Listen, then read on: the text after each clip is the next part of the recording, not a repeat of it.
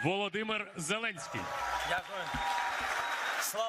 Soon, on August 15, 2025, negotiations are set to take place between Donald Trump and someone closely linked to the site, or rather to what is in it. Unfortunately, the venue for these negotiations was chosen in a place where the jurisdiction of the International Tribunal does not apply. So Putin is not threatened by anything, except polar bears in Alaska. But the future of Ukraine depends on these negotiations. In this context, my question is simple and serious. What are the red lines for Ukraine that we will absolutely not cross in these talks? For example, the refusal to recognize the occupied territories, the protection of our defense capabilities, and the unquestioned right to determine our own course toward NATO.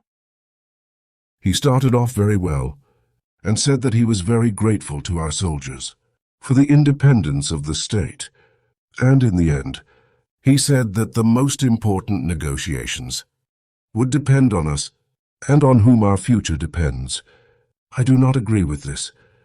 With all due respect to you and your question, I believe that Ukraine's independence depends primarily on Ukrainians. It depends on us, on our attitude to Ukraine, to our home, to the people around us, out of respect, not hatred for each other.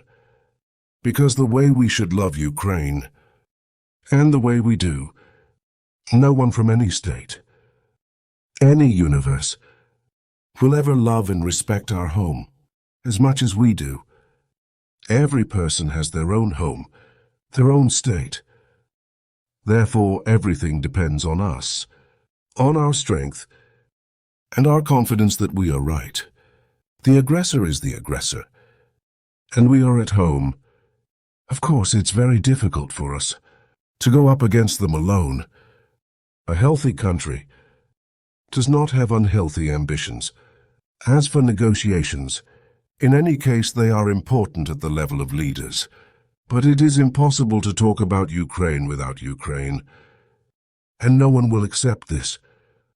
Therefore, the conversation between the US President and Putin can certainly be important for their bilateral track, but they cannot accept anything about Ukraine without us. And I really believe it. I hope that the President of the United States understands and realizes this. Of course, we will have a meeting at the level of the leaders of the three parties. I don't know the date. If we want to end the war, this is how it will be, and certain issues will be raised there.